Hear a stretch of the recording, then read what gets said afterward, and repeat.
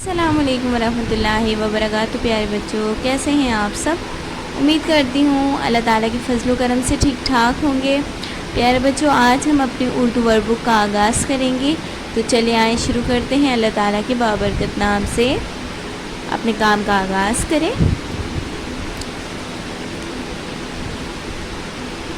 پیارے بچوں، سب سے پہلے آپ کو آپ کی کتاب میں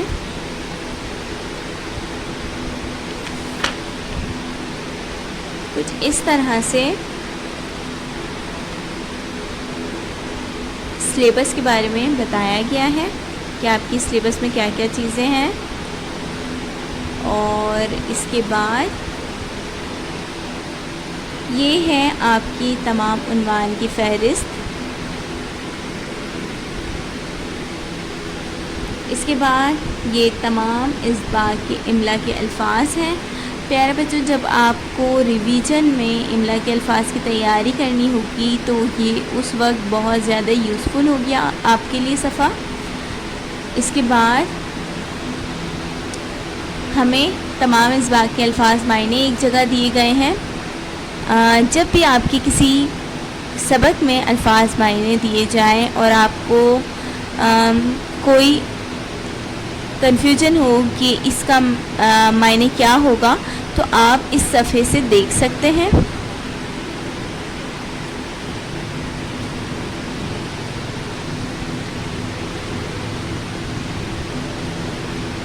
اس کے بعد یہ تمام اس بات کے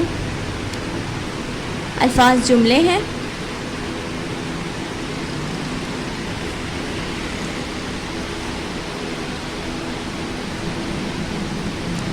یہ آپ کی گرامر کی ساری فہرست ہے کہ آپ کی گرامر میں کیا کیا کام کروایا جائے گا۔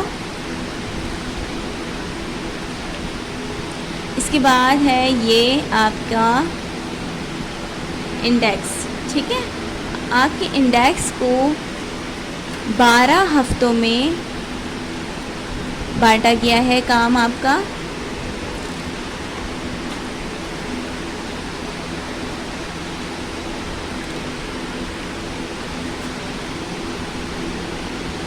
ٹھیک ہے؟ اس کے بعد آپ کا سبق نمبر 1 ہے حمد، نظم حمد۔ سب سے پہلے ہم اس نظم کا صفحہ نمبر 1 مکمل کریں گے، اور کام شروع کرنے سے پہلے ہمیں تاریخ لکھنی ہے اور دن، یہ اپنی عادت بنا لیجئے۔ اس کے بعد ہمیں یہ املا کے الفاظ دیے گئے ہیں جسے ہمیں ایز اٹ از ایسے ہی اتارنا ہے، ٹھیک ہے؟ املا کے الفاظ دینے کا مقصد کیا ہوتا ہے؟ کیا صرف اس کو ایسے ہی لکھنا ہوتا ہے؟ جی نہیں، آپ کو املا کے الفاظ اس لیے دیے جاتے ہیں تاکہ آپ کو الفاظ کی ادائیگی آ جائے، اس کو لکھنے کا طریقہ آ جائے، حرف بہ حرف آپ اس الفاظ کو لکھنا پڑھنا سیکھیں، ٹھیک ہے؟ جیسے یہ پہلا الفاظ دیا گیا ہے آسمان، دوسرا جہان، تیسرا قبضے، چوتھا واسطے، اور پانچواں دیکھنے، ٹھیک ہے؟ یہ آپ نے اسی طرح سے لکھ لینا ہے۔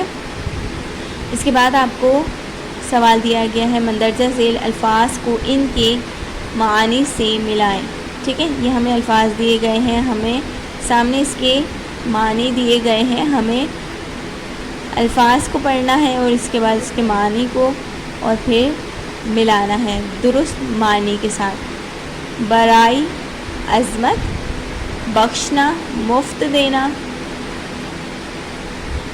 قبضہ اختیار یا قابو، ٹھیک ہے؟